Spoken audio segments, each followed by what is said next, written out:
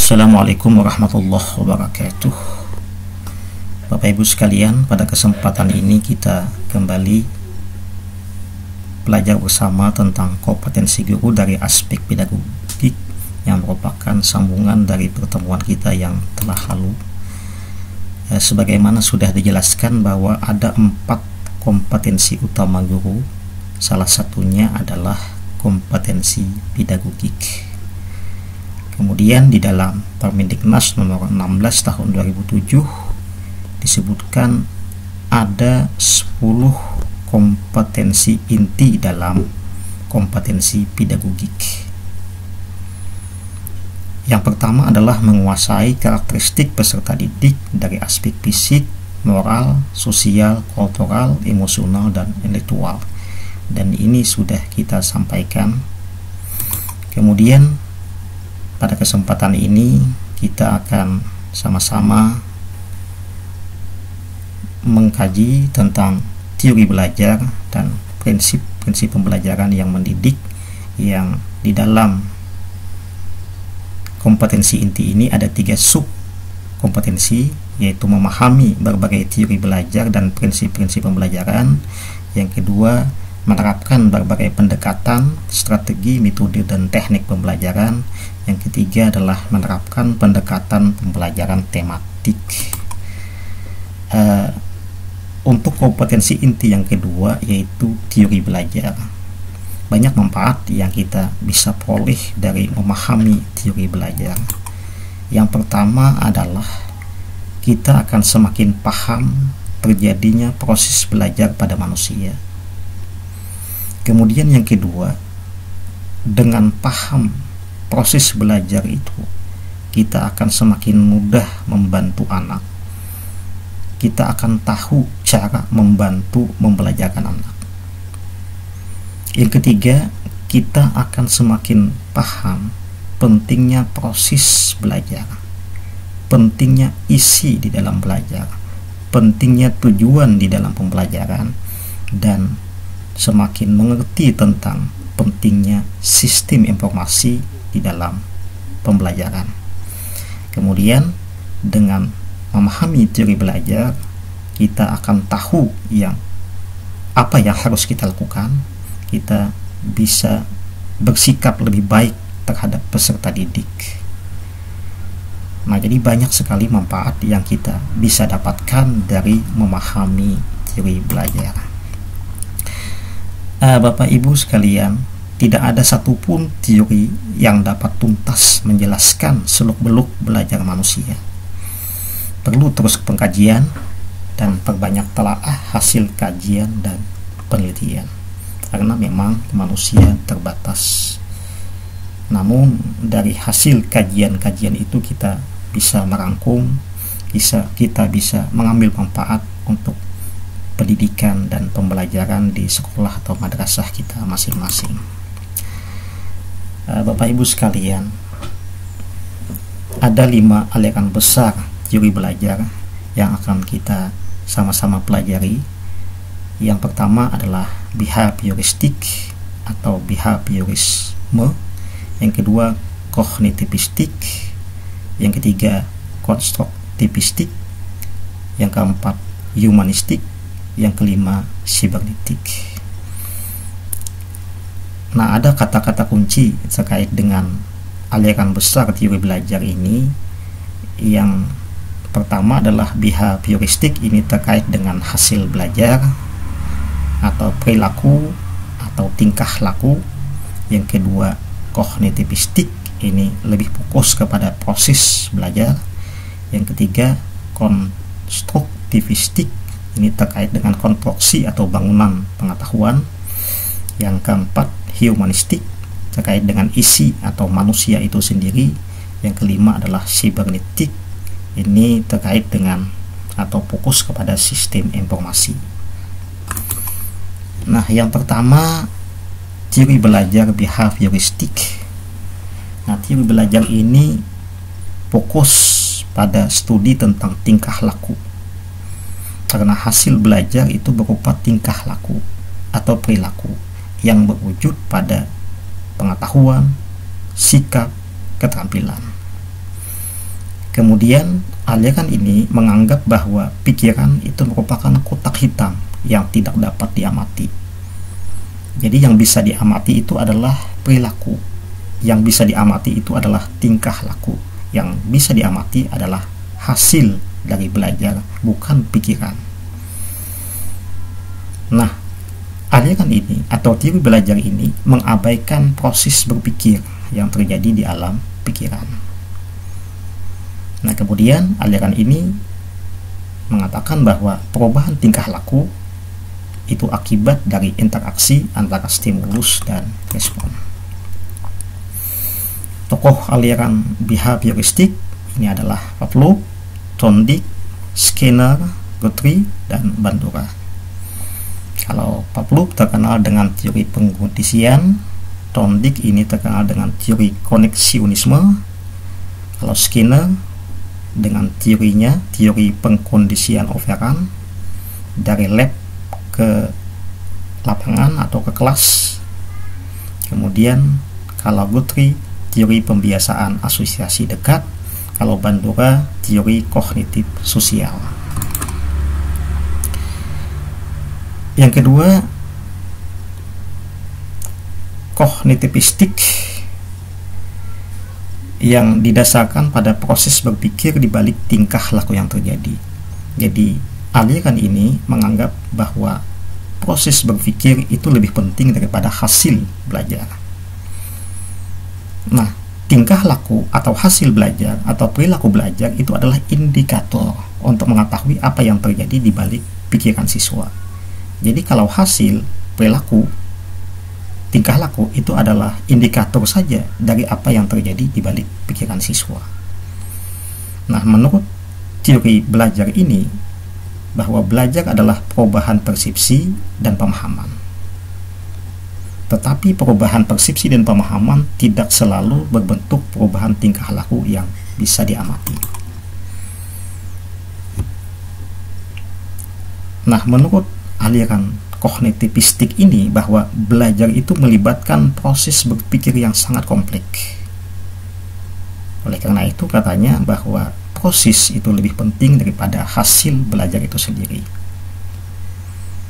Nah, ilmu pengetahuan itu dibangun dalam diri seorang individu melalui proses interaksi yang berkesinambungan terus-menerus dengan lingkungan. Jadi, teori belajar ini atau aliran kognitivistik ini punya asumsi bahwa setiap orang itu telah mempunyai pengalaman dan pengetahuan di dalam dirinya. Jadi setiap orang itu punya pengalaman dan pengetahuan di dalam dirinya. Pengalaman dan pengetahuan itu telah tertata dalam bentuk struktur kognitif.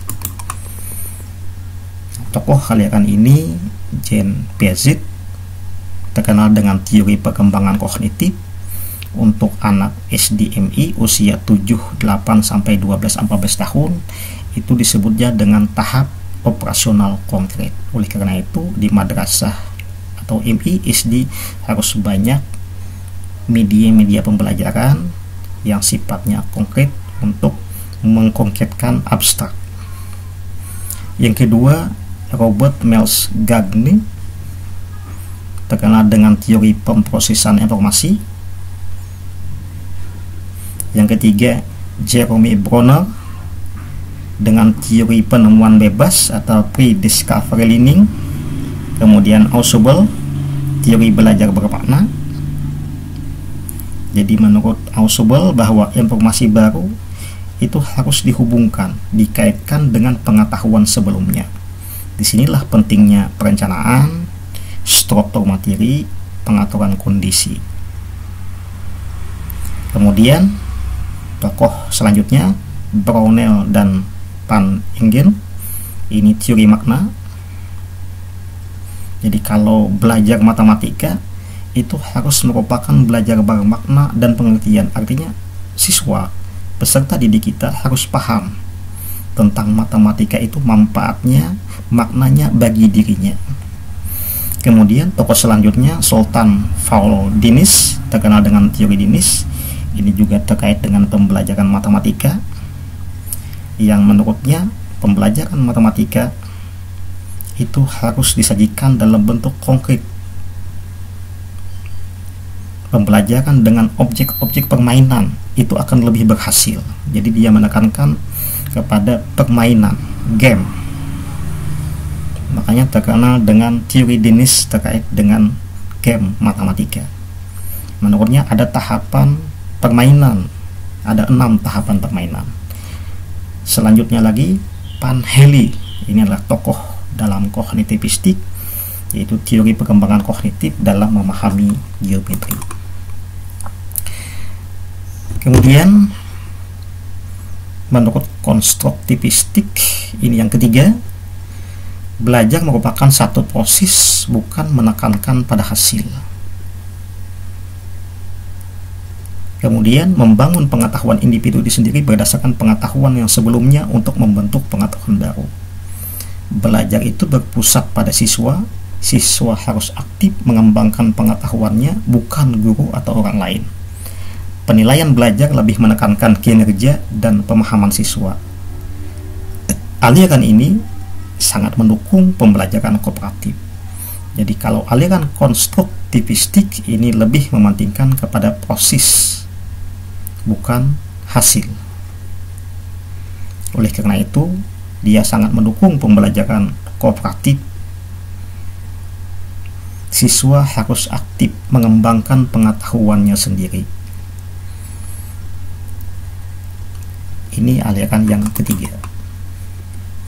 Kemudian, konstruktivistik ini juga mengutamakan pembelajaran yang bersifat nyata dalam konteks yang relevan. Dia menanamkan pembelajaran dalam konteks pengalaman sosial, makanya dia mementingkan pembelajaran kooperatif. Nah, itu semua tidak lain adalah untuk konstruksi pengalaman. Tokoh aliran ini atau teori belajar konstruktivis ini adalah Lev Vygotsky, terkenal dengan teori konstruktivis sosial. Menurutnya adalah interaksi sosial dan budaya itu punya peran penting dalam proses pembelajaran. Pengetahuan dibangun bersama dan individu dapat saling belajar. Disinilah dia menekankan pentingnya pembelajaran kooperatif.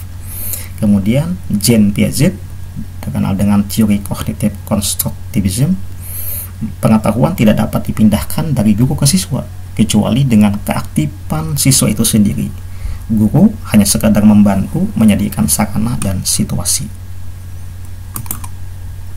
Nah, selanjutnya yang keempat adalah aliran humanistik. Menurut aliran ini, proses belajar itu harus berhulu dan bermuara pada manusia itu sendiri. Isinya adalah manusia itu sendiri. Tujuan belajar adalah untuk memanusiakan manusia sehingga tercapai aktualisasi diri. Manusia memiliki kemampuan alami untuk belajar. Kemudian menurut aliran ini juga bahwa proses belajar dikatakan berhasil jika siswa memahami lingkungannya dan dirinya sendiri.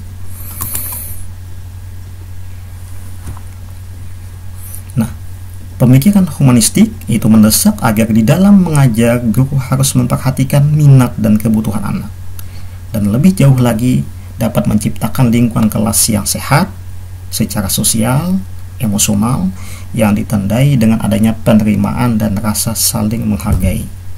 Nah, di sini tidak ada paksaan, tidak ada ancaman. Nah, teori belajar pada aliran humanisme atau humanistik ini berusaha memahami perilaku belajar dari sudut pandang pelakunya, dari sudut pandang siswa itu sendiri, bukan dari sudut pandang pengamatnya. Tokoh humanistik ini adalah Abraham Maslow, yang terkenal dengan piramida kebutuhan manusia. Kebutuhan dasar bila terpenuhi baru meningkat kepada kebutuhan selanjutnya. Kemudian juga Carl Sandburger, menurutnya ada 5 hal yang perlu diperhatikan di dalam pembelajaran. Harus ada gairah untuk belajar, belajar bermakna, tanpa ancaman, inisiatif sendiri dari siswa, belajar mempelajari perubahan. Kemudian menurut Arthur Combs harus berarti bagi individu, belajar harus berarti bagi individu, harus relevan dengan kehidupan, dan manusia itu unik, artinya menghargai perbedaan setiap individu. Kemudian tokoh humanistik selanjutnya adalah David Kolb. Dia menjelaskan ada 4 tahapan belajar. Ada experience konkret, konkret experience, refleksi, observasi, abstrak, konseptual, active explanation. Artinya tahapan belajar menurut David Kolb ini yang pertama adalah experience, mengkonkretkan experience, refleksi, observasi, kemudian direfleksikan, kemudian mengabstraksi, mengkonklusi, kemudian yang terakhir adalah menindaklanjuti, active experimentation, tindak lanjut daripada konsep atau konklusi tadi. Kemudian tokoh selanjutnya adalah Jürgen Habermas. Ini ada 3, belajar teknis, belajar praktis, dan belajar emansipatoris. Dan belajar yang paling tinggi adalah belajar emansipatoris. Jadi kalau kita belajar di kelas itu masih teknis, kalau belajar praktik sudah praktek lapangan, kemudian ketika belajar dalam kehidupan itu sudah belajar emansipatoris. Jadi itu pembagian belajar menurut Jürgen Habermas. Kemudian tokoh selanjutnya dari humanitis ini adalah humanistik ini Bloom dan Caldwell, yang menekankan perhatian pada apa yang mesti dikuasai oleh individu setelah melalui peristiwa-peristiwa belajar. Nah, tujuan belajar yang diemukakannya itu dirangkum dalam 3 kawasan yang dikenal dengan taksonomi Bloom: kognitif, psikomotor, dan afektif. Nah, ini domain kognitif menurut Bloom ada 6 tingkat, dari pengetahuan sampai kepada evaluasi. Jadi pengetahuan, kemudian pemahaman, naik lagi ke aplikasi, naik ke analisis, ke sintesis, kemudian terakhir evaluasi. Ini menurut Bloom. Kemudian dari domain psikomotor ada 5 tingkat: peniruan, penggunaan, ketepatan, perangkaian, naturalisasi.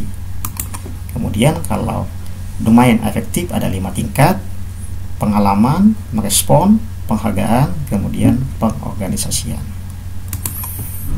Nah, kemudian yang kelima, aliran sibernetik. Ini adalah teori belajar baru yang menitik beratkan pada pembelajaran sistem informasi.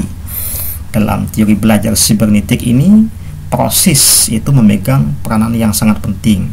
Namun, yang lebih penting lagi adalah sistem informasi yang diproses. Jadi dia menekankan kepada sistem informasinya.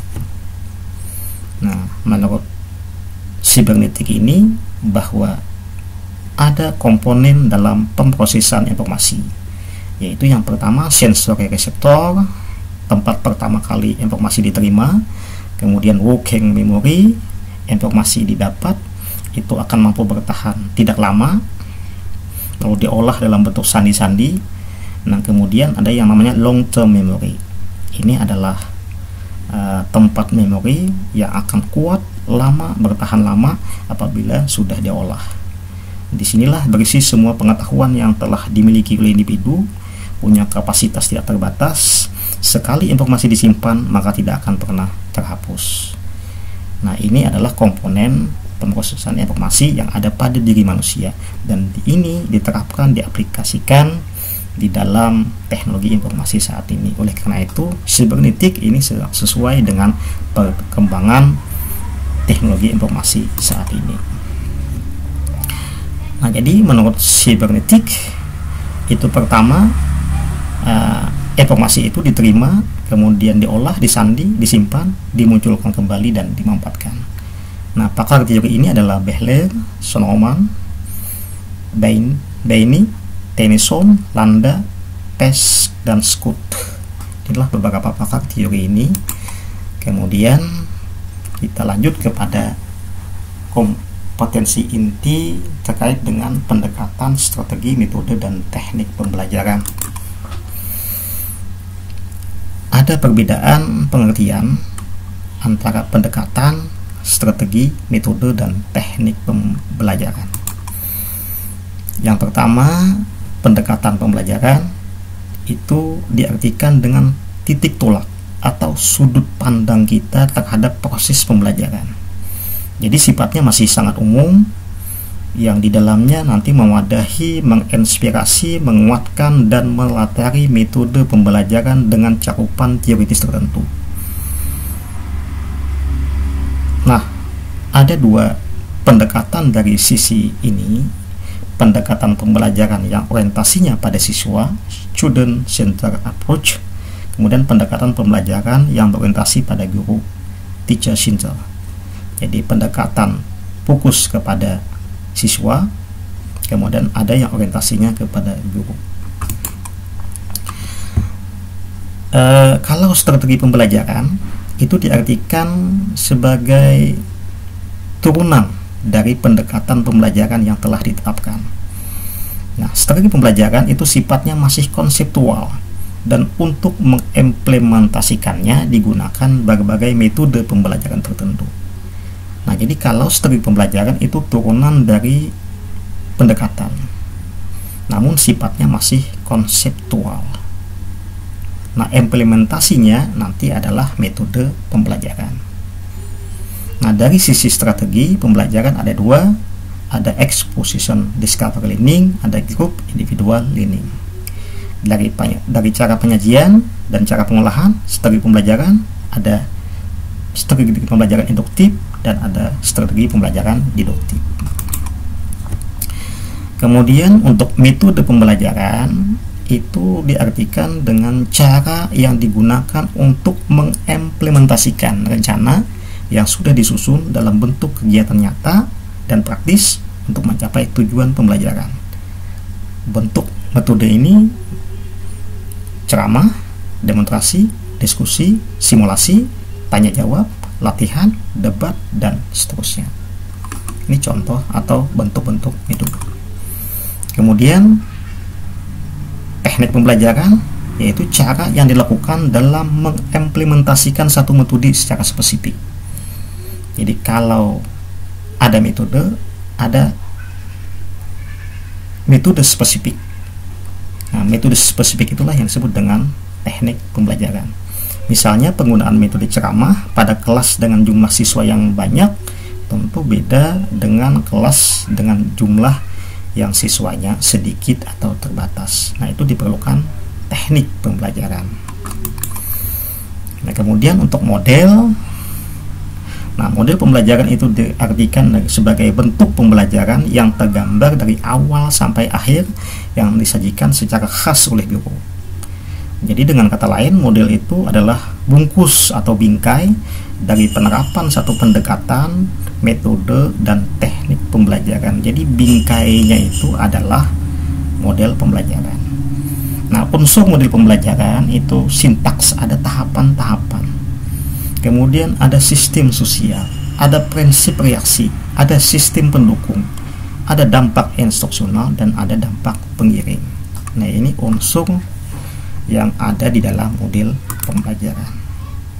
Kemudian menurut kurikulum 2013 ada pendekatan saintifik, ini berbasis proses keilmuan dengan 5 langkah, yaitu mengamati, observing, menanya, questioning, mengumpulkan informasi atau mencoba, experimenting, menalar atau mengasosiasi, kemudian mengkomunikasikan atau communication.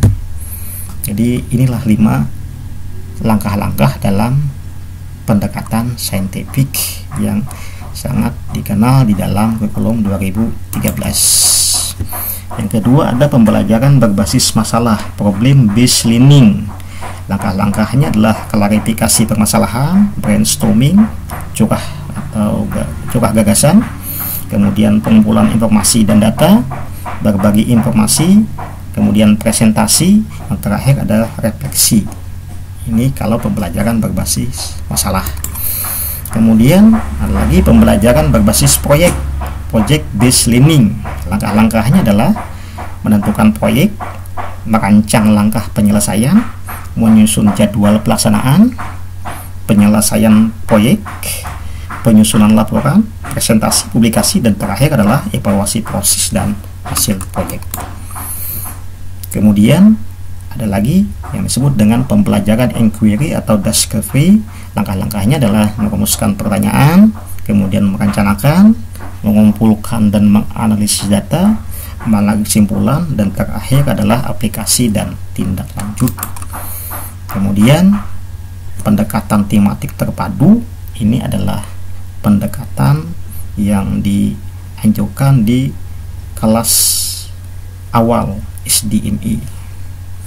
Itu pembelajaran yang mengintegrasikan berbagai kompetensi dari berbagai mata pelajaran ke dalam berbagai tema. Jadi beberapa mata pelajaran itu diintegrasikan ke dalam tema-tema. Jadi langkah tematik yang pertama adalah memilih menetapkan tema, yang kedua melakukan analisis SKL, KI, KADI, dan indikator, yang ketiga membuat pemetaan KADI dan indikator, kemudian membuat jaringan KADI, kompetensi dasar, kemudian yang kelima menyusun silabus, yang keenam adalah membuat RPP tematik. Itulah langkah-langkah dalam pembelajaran tematik terpadu. Terima kasih. Assalamualaikum warahmatullahi wabarakatuh.